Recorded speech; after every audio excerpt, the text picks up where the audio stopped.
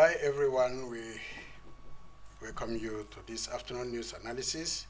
Here is Massive Media, where we bring you the latest news analysis about the world, Africa in general, and Nigeria in particular. Today, we are bringing you news on the attack or ambushing of President Buhari on his way to his hometown, Katsina,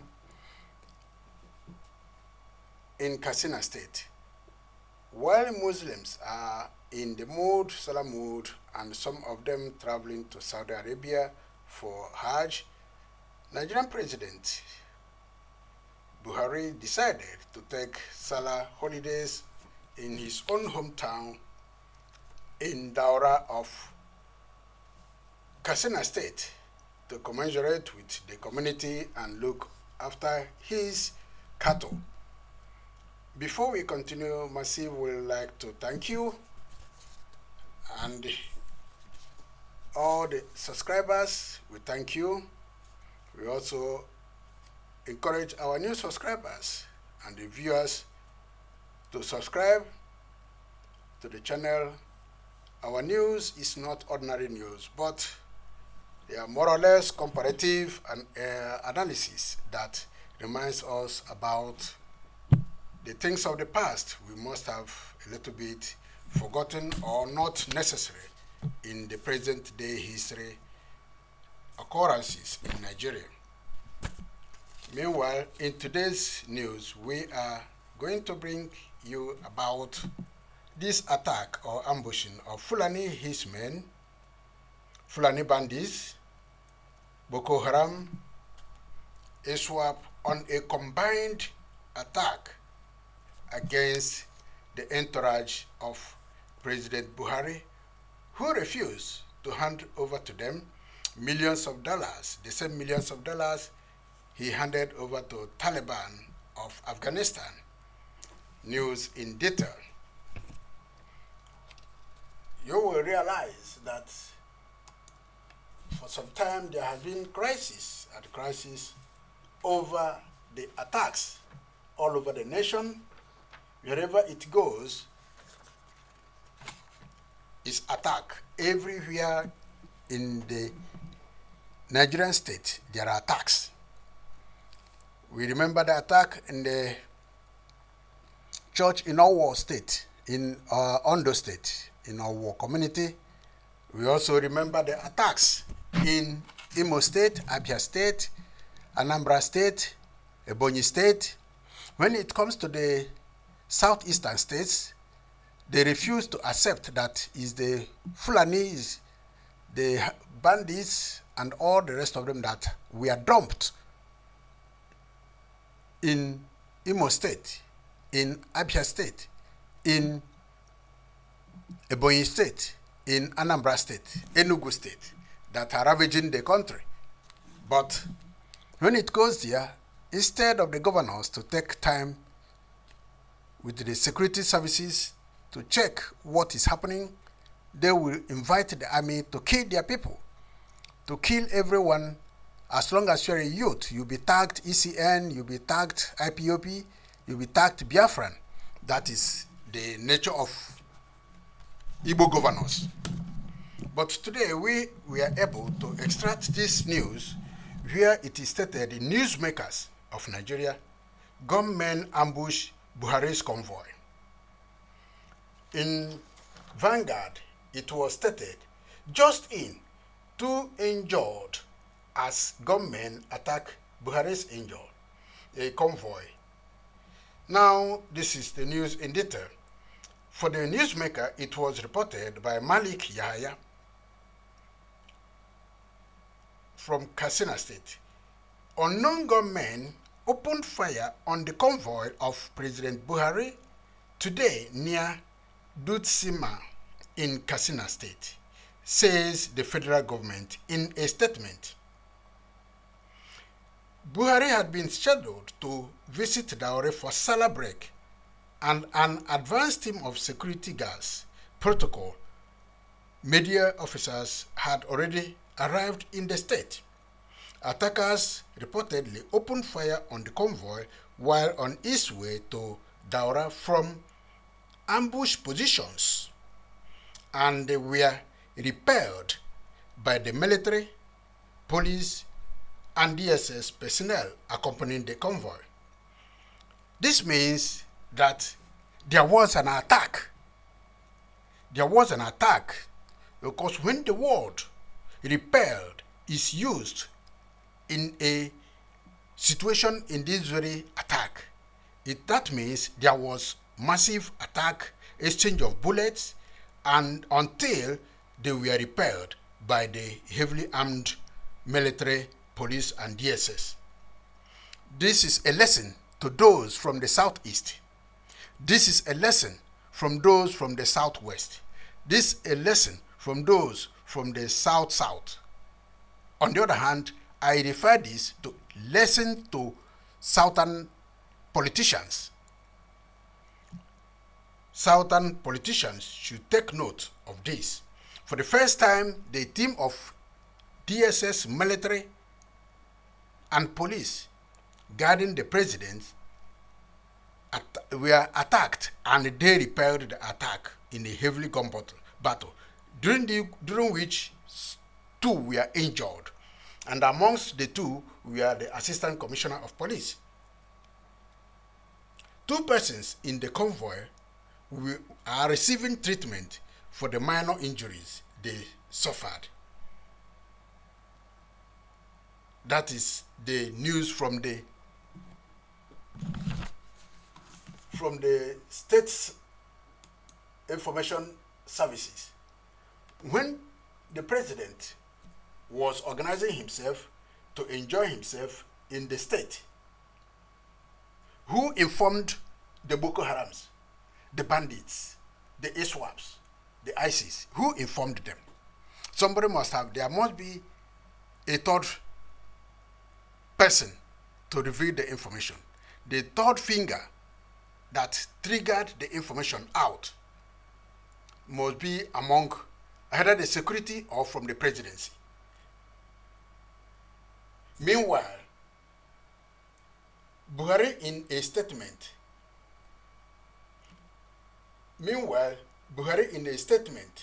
by Garba Shehu, we will remember, is the media secretary or assistant to the President Buhari.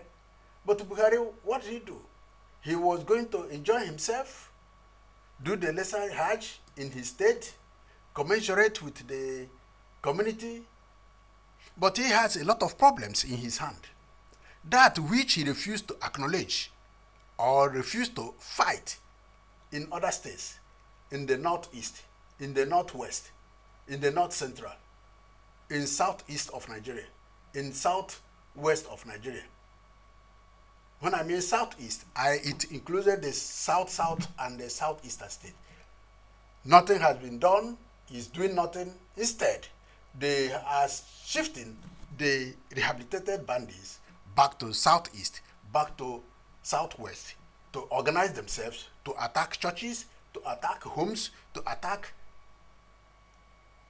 born everywhere, to attack women and children, ladies going to their farms. Their problem became the IPOP that was repelling the Herdsmen, the attackers, just like the military, the DSS, the SSS, were sent to repel those who came to attack the president convoy. The ECN that has formed themselves as a formidable team to repel the attack of these Herdsmen against their people, against the farmers, against taking over villages, against killing and harvesting organs, and be sending them to where they send them. Instead, the governors and the army chiefs, police chiefs from the southeast will organize themselves, invite the Air Force, invite the Navy, invite every artillery group, tanks, warship, and also aircraft, war aircraft, to bomb their people. But today, we have seen a different thing happening. They want to safeguard the life of the president, but they want to kill the governors of Southeast, want to kill their people to save the president. Not to save their people, but to attack them and kill them, to save the life of Boko Harams, bandits, Iswaps, that have spread all over the nation. That is the news. We continue looking at what happened. Then, who informed, the question remains, who informed the bandits, the Boko Harams, who are the third finger that the Boko Haram is showing. Somebody informed them. Who must that be? Meanwhile, the Garba Shehu, who is the media publicity secretary, or media and publicity secretary to the president, has described the development as not welcome. Today, this cannot be welcomed, but when it is happening to other states, other individuals, it is welcome. The government has no army, no military, no police, no DSS to safeguard the people. But today, it has happened to the presidency itself. And Shehu is trying to confirm that the attack in that statement is right, and it is. The president has described as sad and unwelcome the shooting incident near Dusima, Katsina State, at the convoy of cars carrying the advanced team of security guards, protocols, media officers ahead the president's trip to Daura for Salah. When it happens to others, it's nothing. The army will disappear. Yes, you want to guide the big man who pays you. But those the big man want to safeguard, he will send police, DSS, and military to safeguard. Those who want to kill, those who their target is from the presidency, they don't save them. They don't go after those who kill them. That is the politics of Nigeria. Politics of Nigeria is they want those that will be removed and those that will be saved.